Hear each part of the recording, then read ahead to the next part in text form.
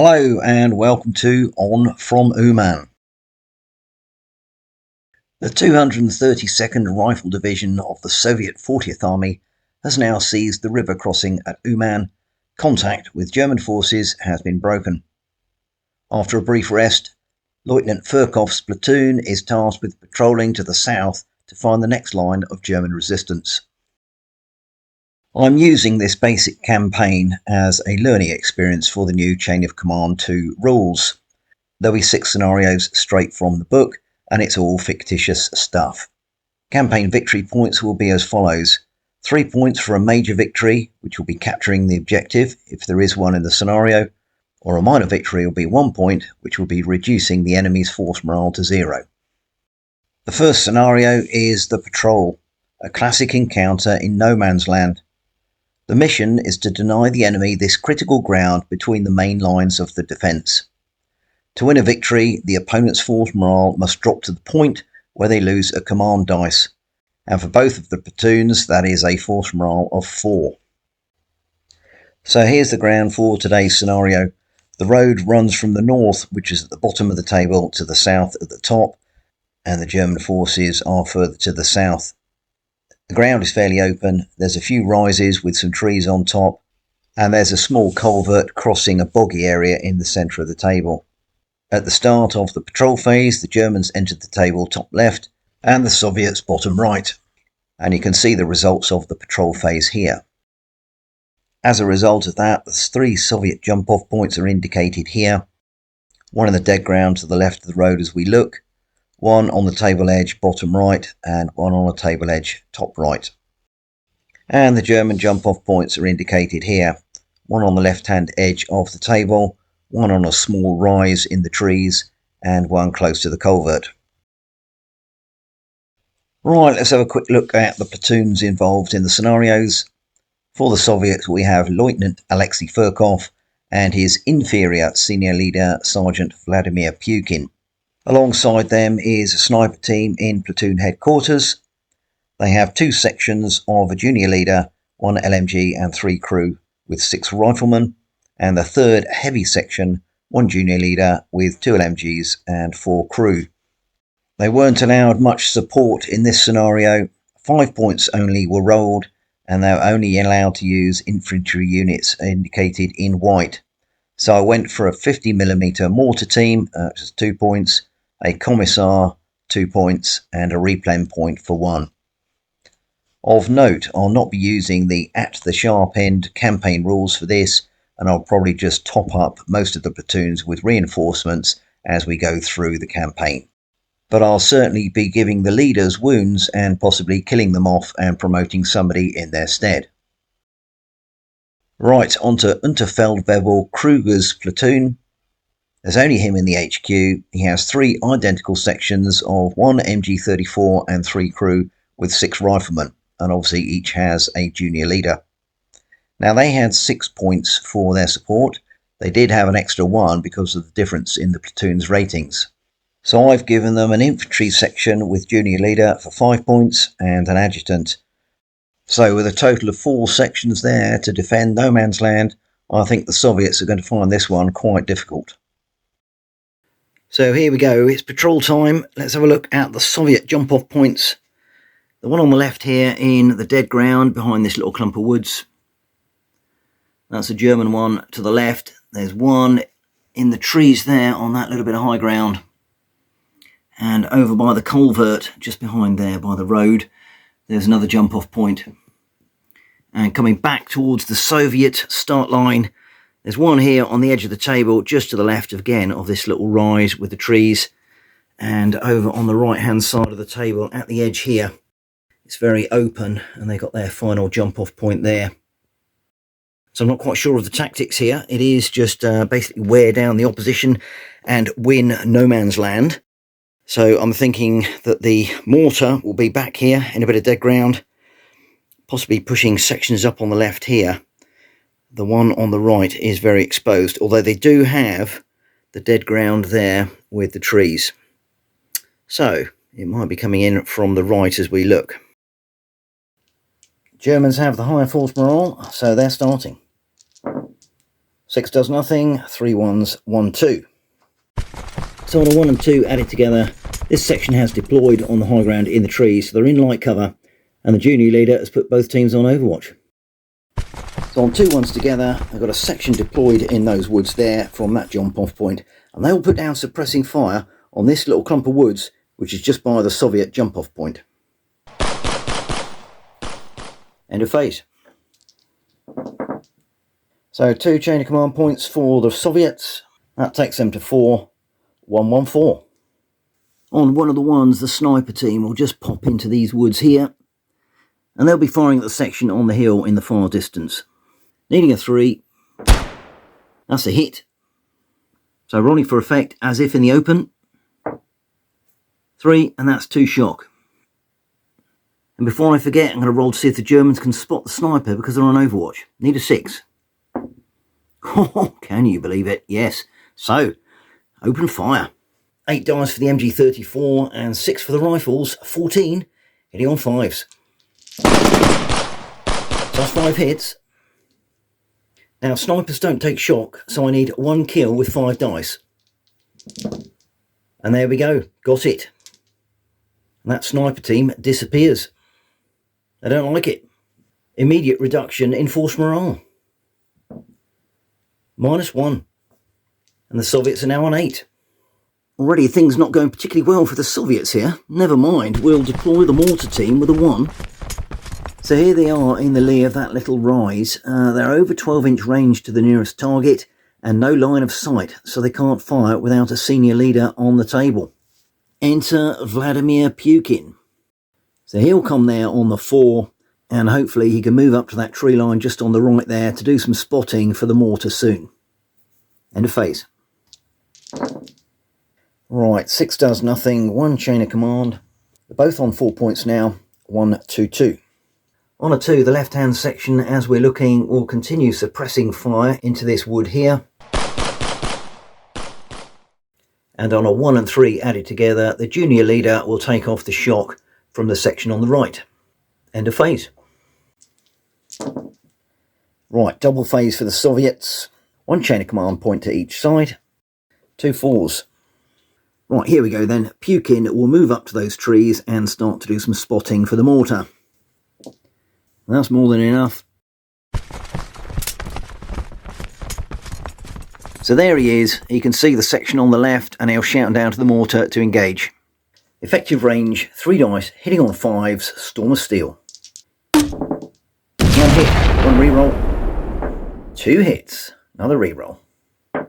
Oh, blimey, these Storm of Steels. Right, no, so that's 3 hits. And the level of cover is reduced by 1, so they're in the open. We'll have 2 on the gun team. 1 kill. 1 on the rifles. 1 shock. And is the kill on the junior leader? No. Great first stonk by the mortar. Right, full on phase. Well, it's another double phase. However, that does give the Germans a full chain of command dice. 1 3 3. On one of the 3s, I'm going to get the heavy section to deploy from this jump-off point into the open ground. Taking a risk, but I've got the double phase. And the junior leader will order them to open fire at the German section to the left.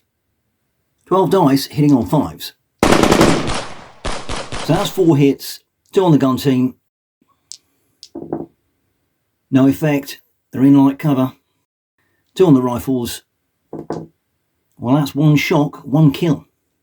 Is the kill on the junior leader? No. And on a 1 and 3 added together, Pukin is going to start directing fire again for the mortar. This is their second round of 3, but I do have a replan point I can play later in the game. Hitting on 5s and 6s, 3 dice, Storm of Steel. Ooh, look at that, 2 hits, or 2 Storm of Steel, should I say. So reroll. Oh, another one. Storm of Steel's unbelievable. Okay, no effect there, but that's another 3 hits. In the open. So 2 on the gun team. That's 2 shock. And 1 on the rifles. 1 shock. End of phase.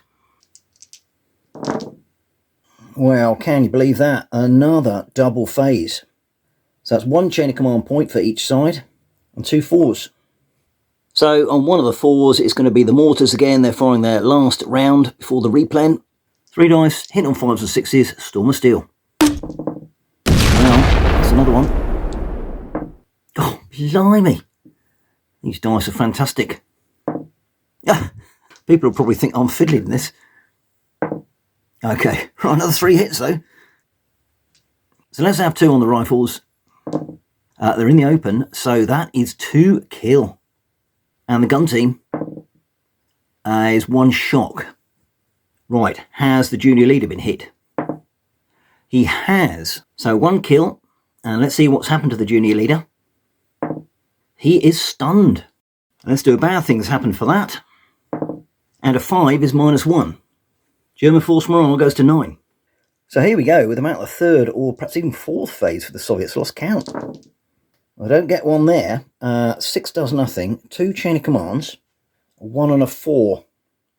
Well, I can't do a lot with that, so I'll have to bang in a replen point for the mortar. Vladimir Pukin will spot and order them to fire yet again. So away we go, 3 dice, hitting on 5s, Storm of Steel. It can't be any better than previously, can it? No, 1 hit. And I will do that on the gun team. And that's a kill. So just checking the rules there, there's 6 shock amongst the section. There's only 5 men there. The junior leader is stunned, so they're going to be pinned. End of phase.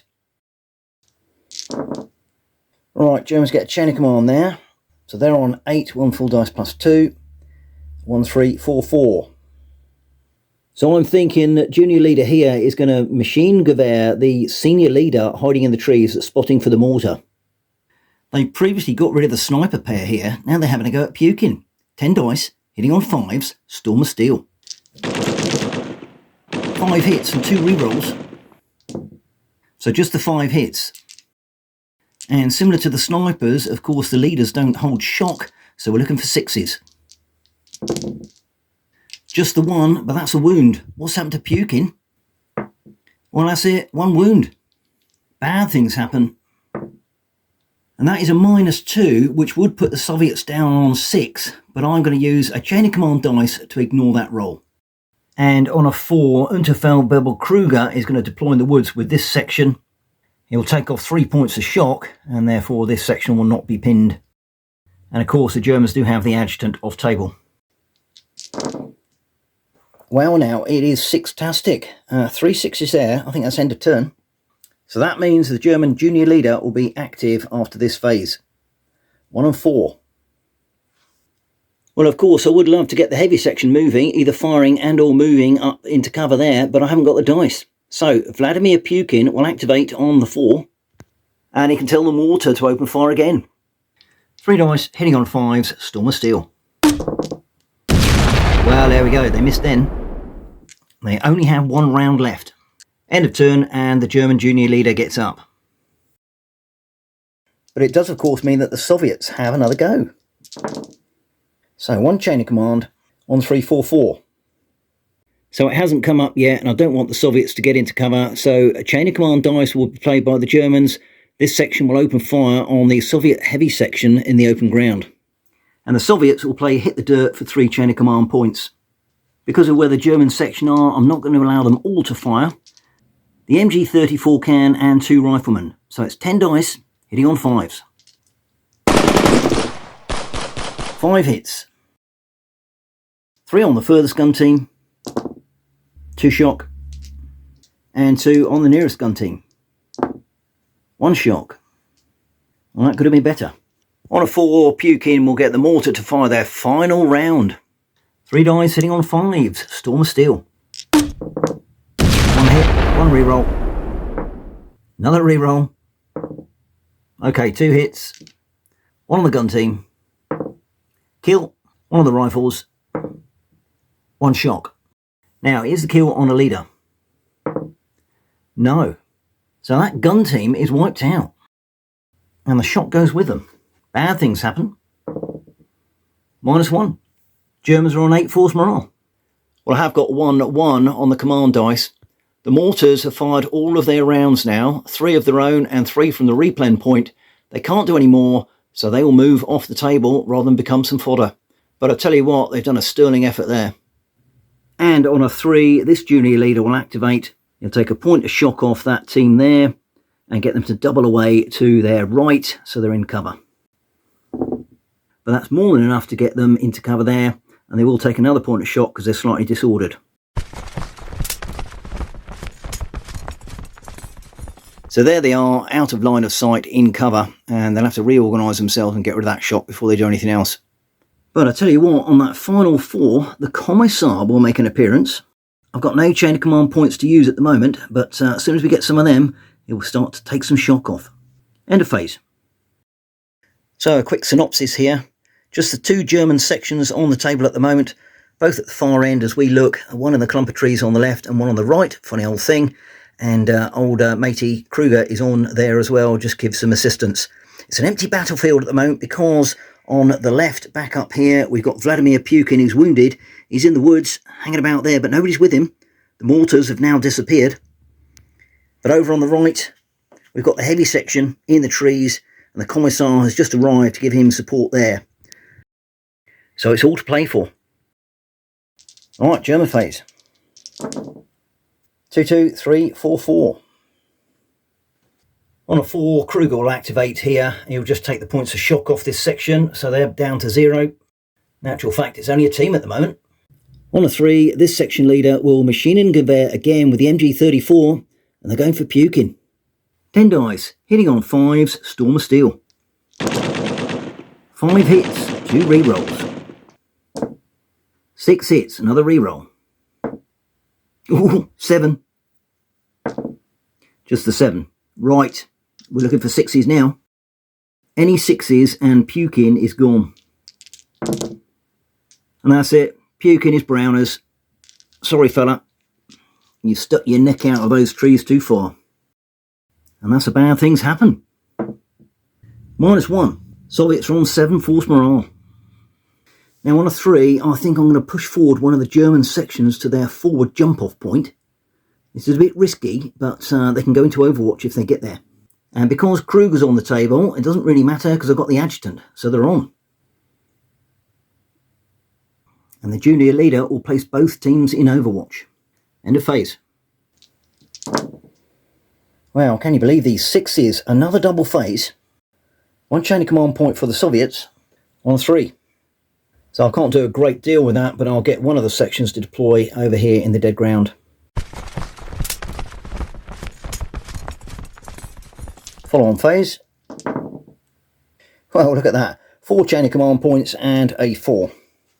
So I think the only thing I can really do here is get the Commissar to activate on the 4. He'll use 3 chain of command points to take off some of this shock from the heavy section. In fact, he'll do 4 because he had 5 points.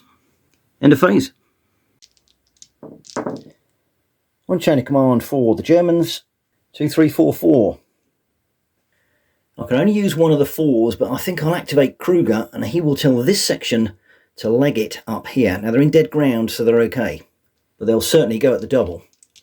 And they go 11.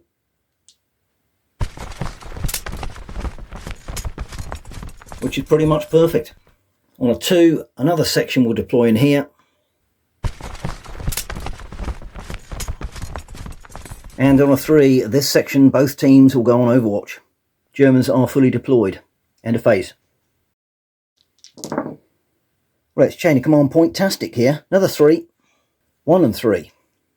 So I think on a 3, the heavy section is going to move up to the edge of these trees here. 2 dice only. That's more than enough.